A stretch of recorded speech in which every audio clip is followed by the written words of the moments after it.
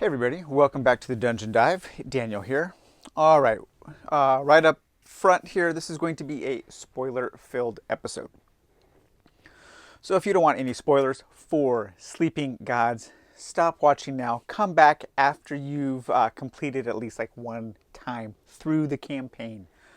I'm just going to kind of go over a look at the state of my game after a campaign and talk about some of the things I found and discovered, some criticisms that I had while playing, and just take a look at some of the things available in this game without any regards for spoilers whatsoever.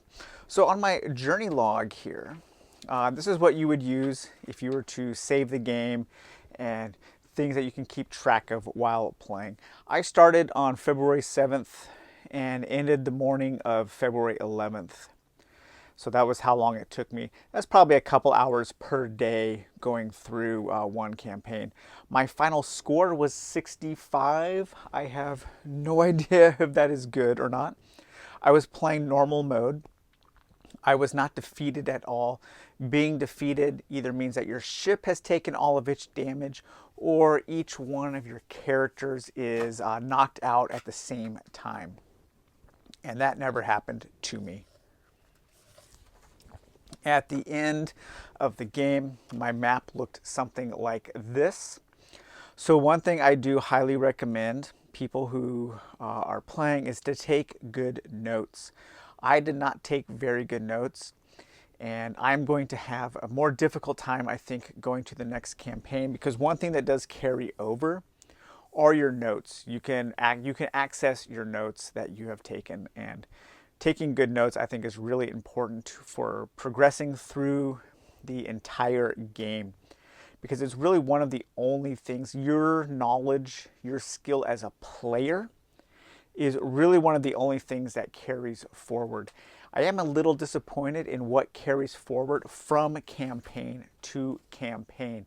I was hoping that more would. I was hoping it would be more like a modern roguelike video game, where more and more stuff carried forward from run to run, because really this is a run-based game. But at the end of the game, you are resetting almost everything in the game. So the main goal of Sleeping Gods is, you have to explore the map, and while you are exploring the map, you're going to be having combat and non-combat encounters, all in the hopes of gathering a certain number of totems. So all told, there are 75 different totems to find in the game. 10 of those totems, or is it 10? 1, 2, 3, 4, 5, 6. No, I think 6 or so of those totems come from the Dungeons expansion, which is included in the base game or in the Kickstarter game, and will be available to buy later. I think around 16 or so are in the Tides of Ruin expansion. So that will also you will be able to buy that later.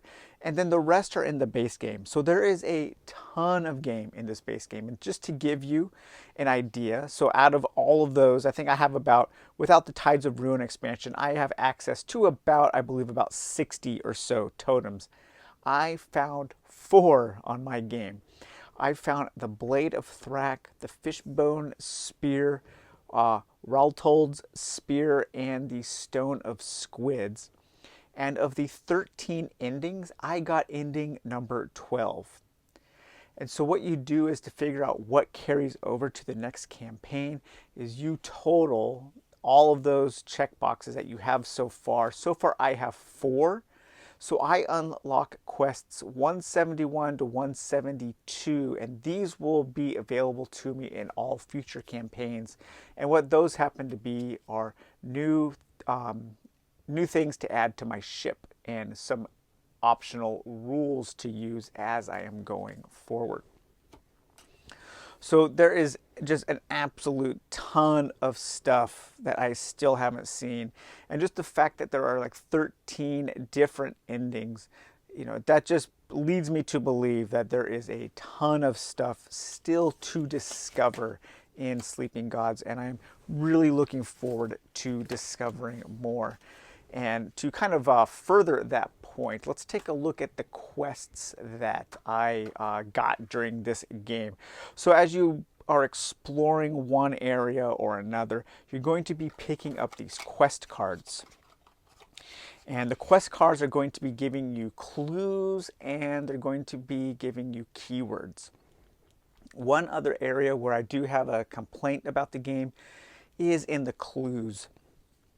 Some of the clues are really vague, and some of them are so vague as to be a distraction and to actually lead you to places where you shouldn't be going, and you end up wasting quite a bit of time. A good example of that is this quest I had for this shield for one of the totems. I spent a lot of time tracking this down, and I never ever found it. I had to go all the way from like the north of the map all the way down to the south, and when I was in the south, I discovered a clue that said to go to a city surrounded by thunderstorms. And so I was looking, okay, there's a thunderstorm there, trying to find a city surrounded by thunderstorms. There's a thunderstorm there.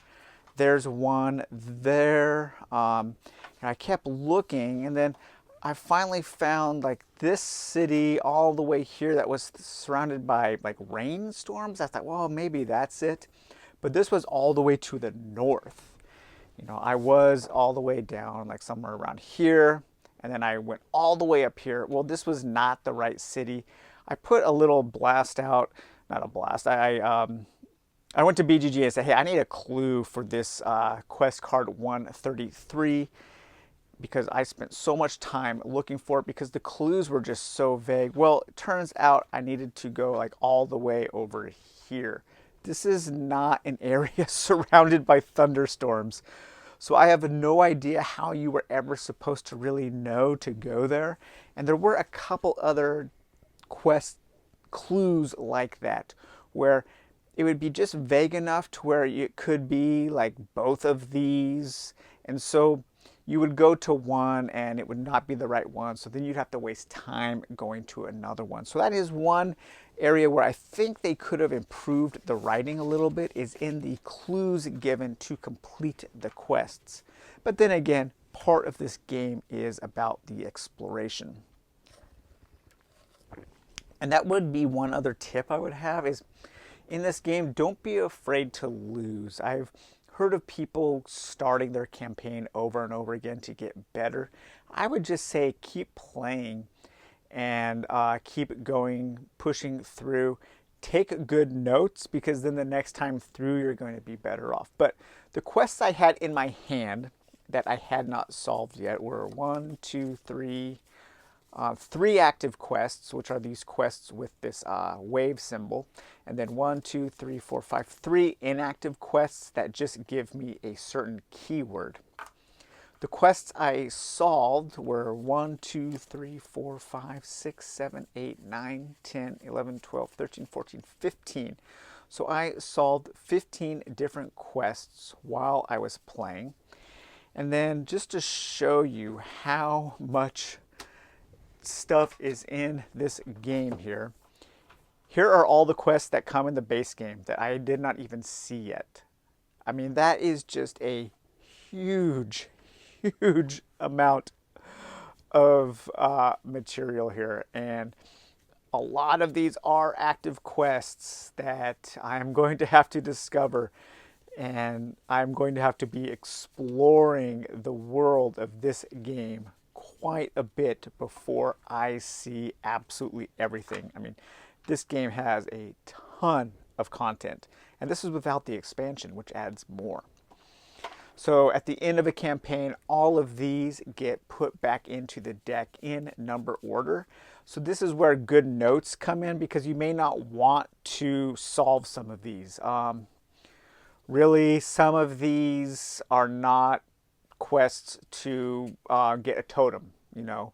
So I think what I'm going to do is to make future plays more efficient is I'm just going to have a little chart of all the quests numbers 1 through 80 or 1 through 180 so I could keep some notes on each one that I solve and where it is and that kind. I'm going to keep a better journal of my adventure like the characters would in the game. So what did I end up with in the game? There are a number of ways to get items in the game. Some can be purchased from this market deck, and others can be found while adventuring and given as rewards from this huge adventure deck. There are at least 147 different cards. These are all the ones that I never saw, and so there are quite a few. You've got weapons, items, magical items. These items marked with that symbol, there are the totems that you are trying to find to beat the game. So as you can see, there's just a ton of stuff still to discover. There are people in here like NPCs that you can pick up, passengers for your ship, which I have a few here. Kind of like the main, there's like kind of like 3 groups of items that you're going to be getting. This is an item that you can buy in the market that I highly recommend you get right away if you can, is this cookbook. It makes cooking recipes easier. And cooking recipes is one of the main ways that you can mitigate some of the damage and fatigue that your characters are going to be taking throughout their game. But I've got this, this is one of the totems I've found, this amulet. Some armor that my characters could use, a shield, some wayfarer's gear, scoundrel's gear. This is one of the starting pieces of gear. This ice lynx I found in one of the dungeons. It was an ice sculpture that I unfroze and it became this lynx that joined my party. He could give me bonuses to perception checks and help take damage. Jin Hua is one of the passengers. She was actually one of the crew, our passenger, kind of like a non-starring crew member. And one of the main quests is to go and try to locate her and find her. And that was an amazing quest filled with some really difficult decisions. I played the game as I thought my characters would make the decisions.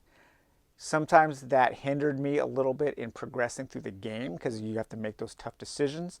Next time I play through, I'm going to play the opposite way. I'm going to just try to and just see what happens, because with her, I have no idea what's going to happen with her quest if I choose the other options. She gets poisoned and you have to go and grab this thing to get an antidote, and I think that was the one that it ended up like the item that was helping with the antidote was also a totem. So you could keep the totem and hope to cure her in another way, or you could give the totem to the person who needs it and then they would give you the antidote.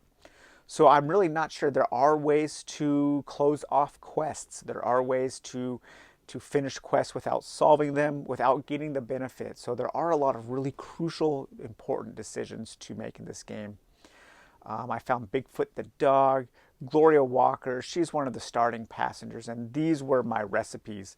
I love the depictions of food in this game. They're really, really well drawn, and kind of like made my mouth water thinking about eating all this delicious food at sea.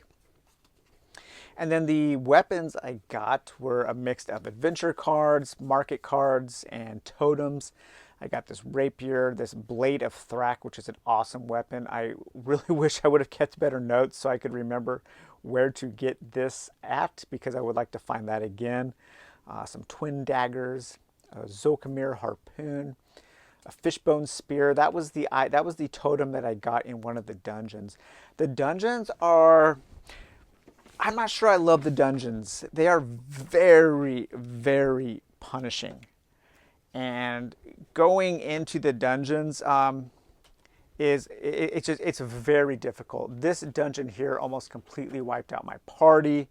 I had to retreat and then spend a whole bunch of time healing. I never went to this dungeon. I never went to the Desert Grotto. I never went to the Crypt of Thorns. This is the dungeon that I did go through. I'm not, yeah, I don't know. I thought that the dungeons would be kind of a crucial element to this game, but I really don't think they are. I think my next couple playthroughs, I'm just going to ignore them entirely because they are really punishing, and I found the clues within the dungeon leading to the way you solve it to be a little vague and unintuitive, at least in this dungeon. It just felt more like trial and error, more so than the actual game. So if you get the base game at retail that doesn't come with the dungeons, at first I was thinking that it might feel like a lesser game, but actually I don't think that's true. I think I'm actually going to be ignoring them until I start to get a better handle on the game. But yeah, so those were all of the items and things that I ended up the game with. As far as upgrading my characters go, so as you are playing, there are different ways to get experience, and then you can spend that experience on permanent upgrades for your character, permanent in that campaign. Again, all of this stuff resets. None of this stuff carries over from one game to the next, and I really wish more did. I wish that carrot was a little I wish the carrot on the stick was a little bigger, because if I was able to carry more like mechanical things, more material items into the next campaign, I would have immediately started over. Because as it is now, I think it's a perfect length. It's about, I think, 10 to 15 hours or so. I felt completely satisfied as a game end when I went through, when I found my ending. The ending is exciting. There are a lot of choices to make and mysteries to solve.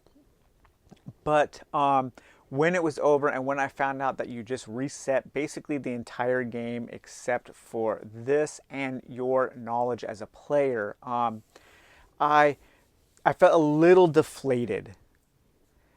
I felt a little exhausted, like, oh man, I do not want to start from zero again, or almost zero. Maybe had I taken better notes, I would be more apt to just jump right in. I'm still going to play everything in this game. Don't get me wrong. It's just I thought I would want to jump back in sooner than I'm going to. But these are the different cards that I upgrade. Like maybe if you could even keep, two of these to go into the next campaign to give your characters a little boost. I might do that as a house rule. It'll definitely make the next campaign easier, but I'm okay with that. I might take these and maybe mix them up and randomly pick two to carry over into a next campaign. That would make me a little happier. There is a large number that I did not choose to purchase, so there are still tons of options to outfit your characters. The characters themselves, I ended up really liking. I kind of got emotional during this game, which is something I can't say for very many board games. One of my characters, Laurent, he actually died. He didn't just get knocked out at the end of the game. He died. I had to put him back in the box. And he was kind of like one of my MVPs, and I just like that he's like this seasoned, like he's like this salty old sea dog there. This is the captain. She was great. All the stories written on the back are just really evocative. I kind of put these in order of how helpful they were during my campaign. Now, I don't know if that's actually because of their powers, like each one has a certain number of powers and stats, or if it was just kind of like thematic luck where things I did with Laurent seemed to work out as compared to things I did with Marco didn't work out. Maybe on the next campaign it'll be different. So I don't really think that these characters are better or worse. They're just different, and I think from game to game you're going to have different experiences. Kanan Sharma, he was great with his pistol because there are flying enemies, and flying enemies can only be targeted with ranged weapons. So he starts with a pistol, which is really nice. Kasumi, she was great with combat. Mac just always seemed to come through in a clutch when I needed something to happen. Raphael was like my strong man. Whenever I needed strength tests, he was always good for that. And then these three I didn't really use much. The doctor has more health, so I actually ended up, using these guys a lot to take damage. So maybe next game I'll focus on these three and kind of make them the heroes of the story. But I am looking forward to going back into one thing that the dungeons do offer. Excuse me, is a whole wealth of different tokens that you can collect that all have, they're just like a huge number of different items. You can remove fright. You can deal a damage with this gunpowder. There are dried herbs to gain 2 command. Command is one of the resources that you're going to be using to use different blue powers on your character cards and your ability cards and your adventure cards. So getting command is always really helpful. Remove 2 venom, that's one of the statuses. Remove 2 low morale. Draw 3 abilities. The ability cards are what you're going to be using. Instead of rolling a d6, you'll be drawing an ability card. You look at the fate number there, that's your die roll. Then these 3 of these can be held in a hand, and then they, for 2 or for 1, whatever is up there, that number of command, they can be attached to heroes for additional abilities. Some of these are super useful. A couple of them are crucial. There are 2 copies of one strength card that I want in every single game. Every time you go on an adventure, which that means every time you go to the storybook and read, you get to draw command. And that just becomes, I don't know how I would play the game without those 2 ability cards. Because that was so important to always have a certain amount of command at your disposal. But there's so much to love about this game, guys. It is a masterpiece. I love it to death. It's definitely going in my top 10 adventure games, without a doubt. How far up it's going to go, I don't know, because like I was saying, as that sense of discovery dissipates, am I going to like enough of the game for it to remain in active rotation? But then again, I don't know if that really matters, because the singular experiences that I have had with this game have been better than just about any game I've ever played. The stories are well written, they're interesting. You are going to be making very difficult decisions. Again, hopefully when I play through again and I'm able to make decisions that I haven't made before, hopefully those lead to actually different outcomes. Because that would be really cool. You can really dive deep into the adventure. The combat, I like the combat. What I don't like is I feel like it's scaled a little weird. Things that should be really easy, at least like according to the book, like these are supposed to be easy encounters, ended up being really difficult. There are a ton of enemies. I avoided combat whenever possible, because what I also found is that a lot of times after a combat, I wouldn't get rewarded with anything except for like the damage and fatigue that I had taken. So combat was not my focus during the game, and that's okay, because when it did happen, it was kind of exciting. But there are a ton of different monsters, and it is very strategic in how you deal the damage and how you deal with the monster's abilities. But sometimes it'll say like, okay, so these are like level 5 creatures. You're going to fight 3 of them, and it's supposed to be an easy encounter. And it would almost wipe out my entire party. Whereas other times it would say it was a medium or difficult encounter, and I would get through it easily. So the scaling of the creatures seems to be pretty odd. There is this, I love those skeleton warriors. Those guys are awesome. And man, I had to, I think it was the quest to get Jin. You have to fight these 3 flying eyeballs, and man, that was really stressful. But these 2 guys here, these vampiric panthers and the giant, I mean, these guys almost wiped out my entire party at the beginning of the game. And I've heard of people having a difficult time with these 2 panthers here. One thing that the game does not do is it does not scale depending on where you are on the map. And what I mean by that is you're going to be starting every campaign, you're going to be starting near the Zakura trading post, okay? But this is not considered a noob zone. So just keep that in mind. You know, this encounter right here might be absolutely as dangerous as something as far away from that starting point you can get.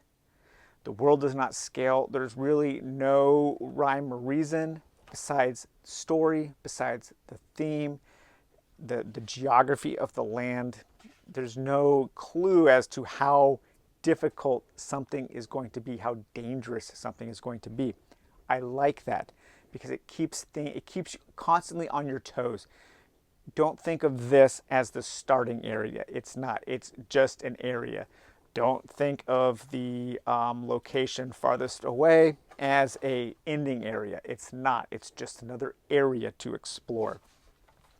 So that's cool. I think that's a bold decision that they made, and I'm glad they did it like that. So yeah, that was a detailed look at a lot of the stuff, a little talk about my campaign. This is a game that I will treasure for a long time. My experience through this campaign was exciting. It was emotional. I had a connection to the characters, a connection to the world, and I absolutely loved living in this world for this past week. It was the highlight of this past week in my life, and that was really cool.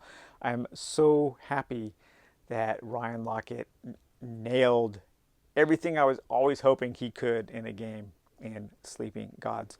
So, all right, guys, well, I hope you enjoyed this spoiler-filled look at Sleeping Gods, and we will talk to you later. Bye-bye.